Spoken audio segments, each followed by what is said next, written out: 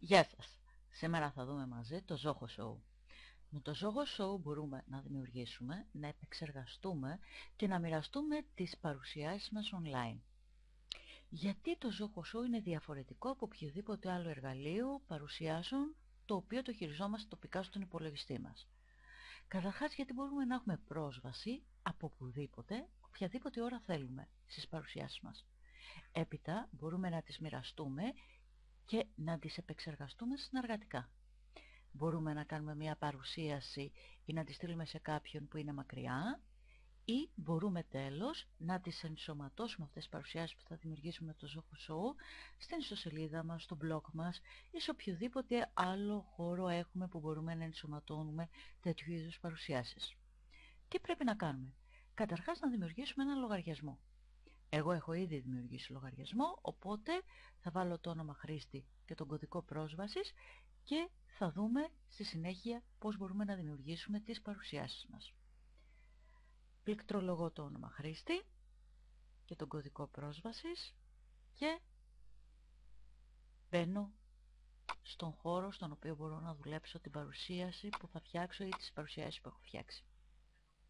Τι βλέπω τώρα σε αυτήν εδώ την οθόνη? Καταρχάς βλέπω τις παρουσίασεις μου.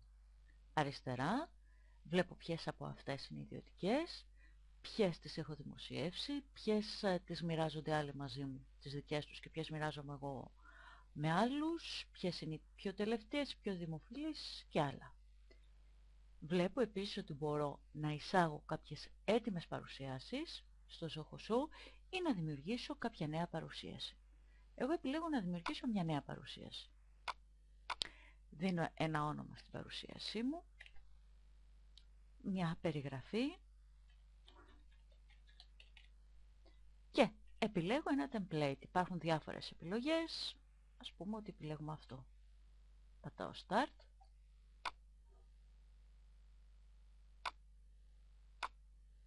και βλέπω την παρουσίασή μου ή τουλάχιστον την πρώτη διαφάνεια από αυτήν. Στην πάνω μπάρα βλέπω τις διάφορες επιλογές που μου δίνει αυτό εδώ το εργαλείο. Μπορώ να σώσω την παρουσίασή μου, να την εξάγω, να τη δημοσιεύσω, να τη μοιραστώ με άλλους, να δημιουργήσω ένα slideshow. Η κάτω μπάρα μου δίνει τις επιλογές να τροποποιήσω τα κείμενα τα οποία έχω γράψει. Αν θέλω λίγο περισσότερο χώρο για να δουλέψω την παρουσίασή μου, εδώ πέρα που βλέπετε τα μπέλη, πατάω ένα κλικ και δεν βλέπω τα σχήματα που έβλεπα πριν. Ξαναπατώντας το, επανέρχομαι στην προηγούμενη εικόνα. Κλικάροντας επάνω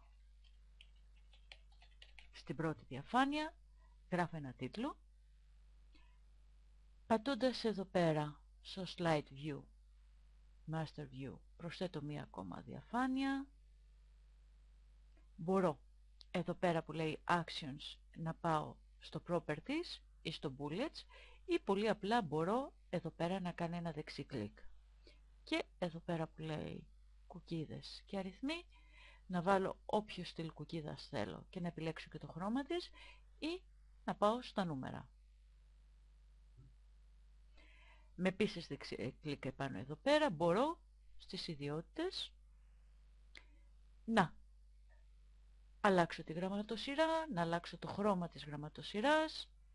Εδώ πέρα στο font βλέπουμε ότι μπορούμε να διαλέξουμε διάφορες γραμματοσυρές, το στυλ της, το μέγεθός της, τις αποστάσεις, οτιδήποτε δηλαδή θα έκανα σε ένα απλό κείμενο. Τι άλλο μπορώ να κάνω στην παρουσίασή μου? Εδώ πέρα βλέπουμε τα βασικά σχήματα και τις επιλογές που μας δίνει για να εισάγουμε κάποια από αυτά στην παρουσίασή μας.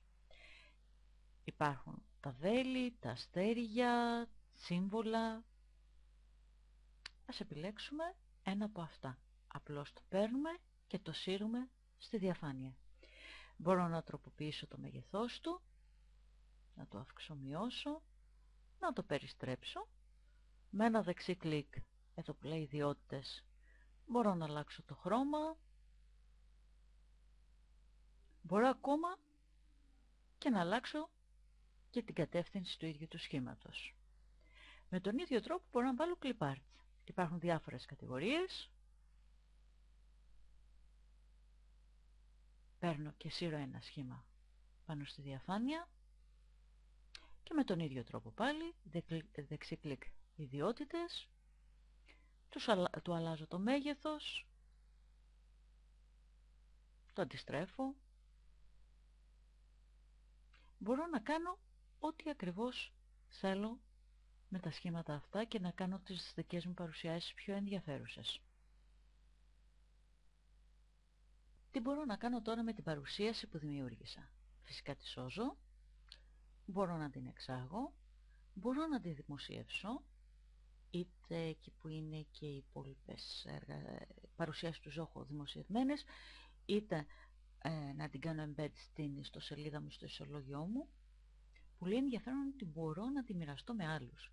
Πατώντας εδώ invite, μπορώ να καλέσω είτε μεμονωμένα άτομα, είτε ομάδες ατόμων, στους οποίους δίνω δικαιώματα αναγνώστης ως μόνο ή αναγνώστη και συγγραφέα, δηλαδή να την επεξεργαστούμε μαζί αυτήν εδώ την παρουσίαση.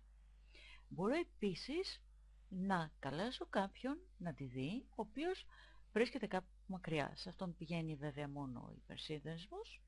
Πατώντας εδώ Start,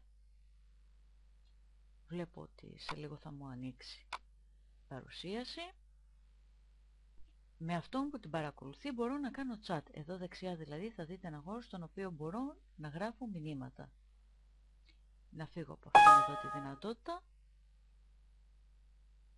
Μπορώ επίσης να δημιουργήσω ένα slideshow ή οτιδήποτε άλλο μου δίνει το ίδιο το σύστημα. Φεύγοντας, μπορώ βέβαια να κλείσω τη δυνατότητα των παρουσιάσεων ή να γυρίσω σε κάποια άλλη από τις λειτουργίες του Zoho, όπως είναι το mail, τα Zoho Docs, Wiki, chat, οποιαδήποτε δηλαδή άλλη λειτουργία μου δίνει αυτό εδώ το σύστημα. Ελπίζω να σας άρεσαν οι παρουσιάσεις του Zoho. Σας ευχαριστώ πολύ που τις παρακολουθήσατε.